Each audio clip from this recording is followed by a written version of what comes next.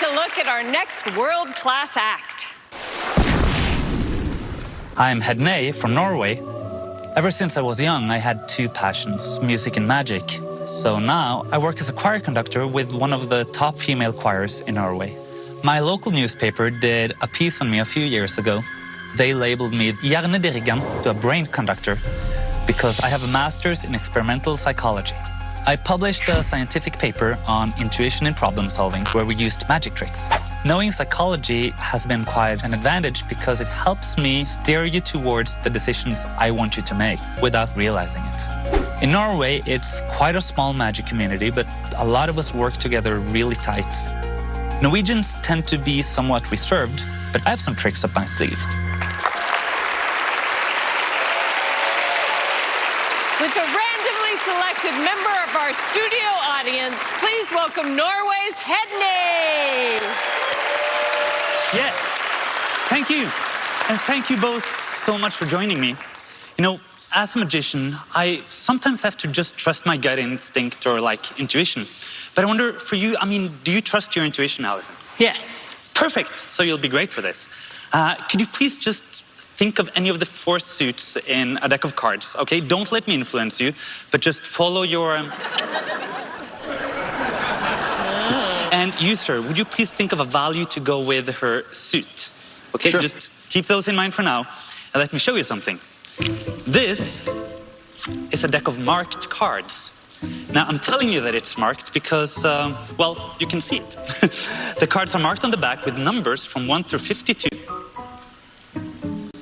I did that. They're marked on the front as well, you see, as per usual. The factory did that. Now, Alison, what suit are you thinking of? Clubs. Clubs, okay. And your value, sir? 10. 10. So the 10 of clubs.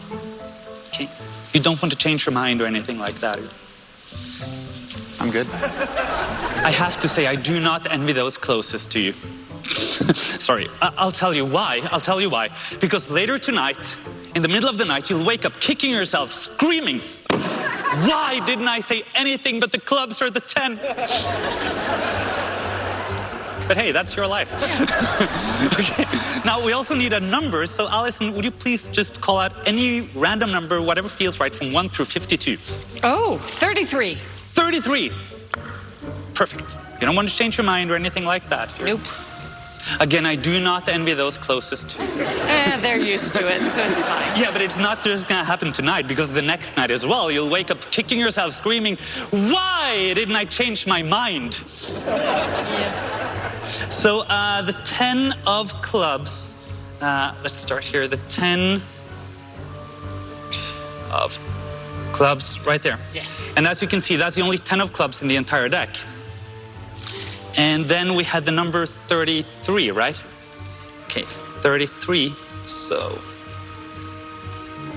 let's see here. Oh, there we go, 33. So, using your intuition, the two of you have created this unique snapshot right here. Had any of you done anything different, this would never exist. Yeah. Okay, I should explain. Earlier, I used my intuition. And I removed 2 cards from this very deck, and I placed one face up like so, and the other with the numbers side up, creating my own snapshot, which was photographed and printed. And this picture has been here the entire time, and I haven't touched it. Now, wouldn't it be amazing if that picture matches your unique snapshot? Definitely. Yeah. Be a cool trick, yeah.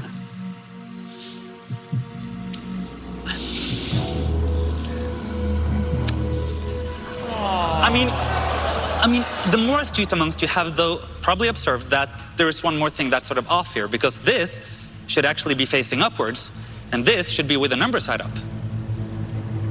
So then it would all look like this. Thank you so much, and thank you for coming up. Thank you. Wow, ladies and gentlemen, Hedné! Oh, that was very impressive. Thanks. So have you always done close-up magic? For a while, I actually went on to do illusions. But I realized that lugging them around is really, really hard work. And this and mind reading, which is what I do the most, is only requires this. So as long as I have this, I'm good to go. Yeah. And so you're like a huge deal in Norway. I mean, You'll have to ask the other Norwegians about that. I know one, and I asked him, yes. Oh, okay, thanks. Yeah. A couple of years ago, I went on the Norwegian Magic Championship, and I won the first prize in stage magic. So I'm still the reigning champion in stage magic in Norway. That's amazing. Thanks. Yeah. All right, well, let's see if you get to take a Fool's trophy home to Norway. Gentlemen. Wow, what a really beautiful trick. Thanks. Before I get to any of the code words or any of that, I want to talk abstractly about a really important thing in magic, that this is the best example I think we've ever seen on the show. And that is that people try to figure out the trick that they saw, not the trick that you did. It's a really important point. When people think back on the trick, they think back on what they saw, then they try to put it back together. And when we first saw that, afterwards, the trick that we saw, we could not figure out. It was impossible. And the brilliant thing about this routine is that you made us see a trick that didn't actually happen.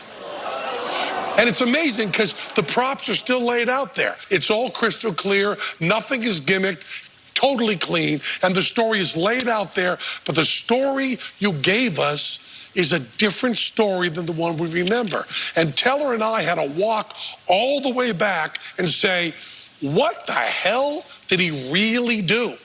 Because what everybody in the world thinks you did and what you actually did are two different things, very thinly separated,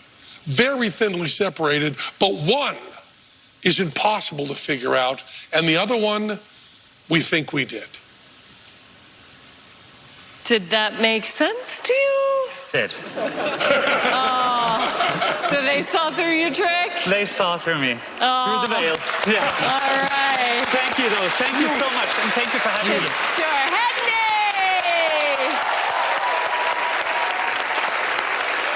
Not enough magic for you?